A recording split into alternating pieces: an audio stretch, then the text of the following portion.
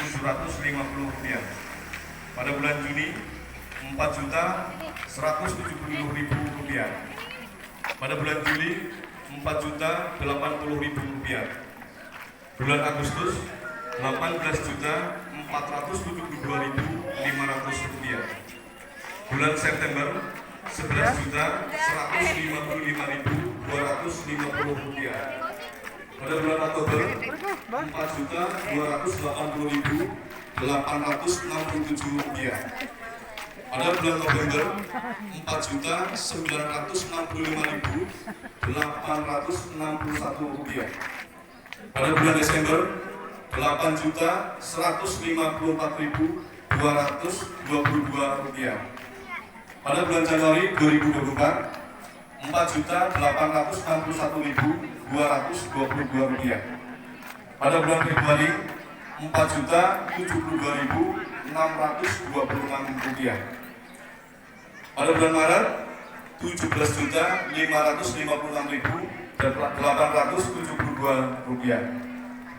Total pengeluaran untuk 1 tahun Rp87.428.170. Jadi untuk saldo pada tahun 2024 per Maret 2024 sebesar jumlah saldo APBN 2023 ditambah total pemasukan sebesar Rp85.831.470 sebesar Rp119.410.995 dikurangkan pengeluaran total Rp87.428.170. Saldo pada bulan Maret 2004 terakhir sebesar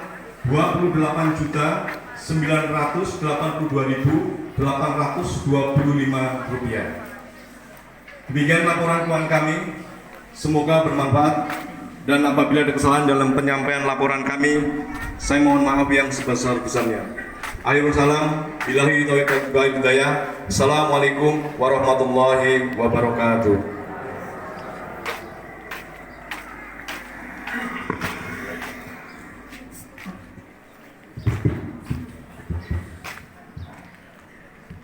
Assalamualaikum warahmatullahi wabarakatuh. Allahu Akbar, Allahu Akbar, Allahu Akbar, walillahil hamd. Alhamdulillahilladzi an'ama 'alaina bi ni'matil 'Aidil Fitr alladzi arzaqana bi rizqin halalan mubarakan tayyiban.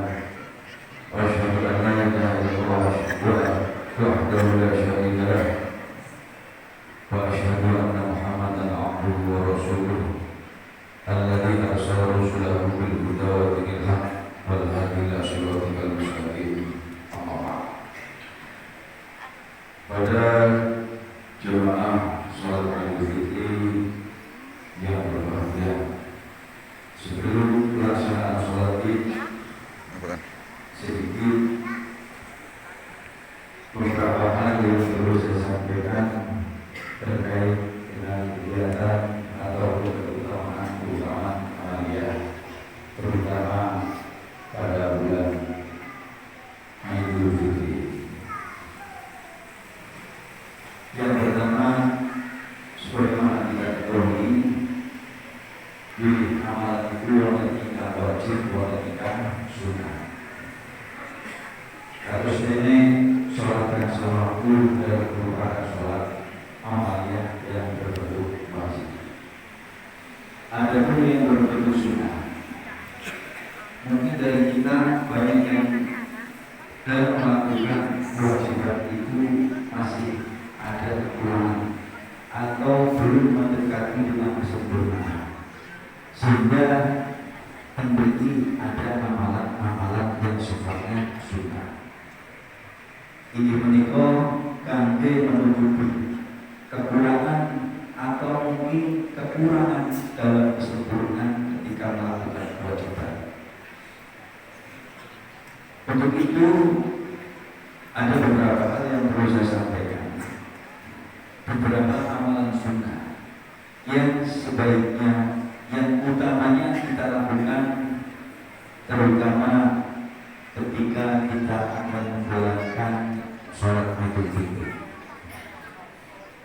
disebutkan bahwa disunahkan untuk mandi bersuci, memakai pakaian yang terbaru atau terbaik, dan juga di situ disunahkan untuk memakai wangi-wangian, dan juga disunahkan sebelum kita melakukan sholat id, sebelum ke masjid, untuk beriftar kangge sahabat. Benten ketika Idul Adha, Rasulullah SAW ketika sholat sebelum pergi ke masjid pada Idul Fitri, beliau beriftar sahabat. Tetapi ketika Idul Adha, beliau tidak. Sarapannya setelah pulang dari masjid ketika sholat Idul Adha. Dan yang penting ketika Rasulullah SAW itu disebutkan meskipun tidak, karena Rasulullah SAW tidak kharaja ila masjid di sholat Id wajib yarji'u bi tariqin akhar. Ketika Rasulullah SAW melakukan tidak ke masjid untuk melakukan sholat Id, itu ketika pulang itu dengan jalan yang berbeda. Artinya jalan yang tadi Rasulullah SAW ketika berangkat ke masjid dengan ketika nanti pulang dari masjid itu jalan yang beda.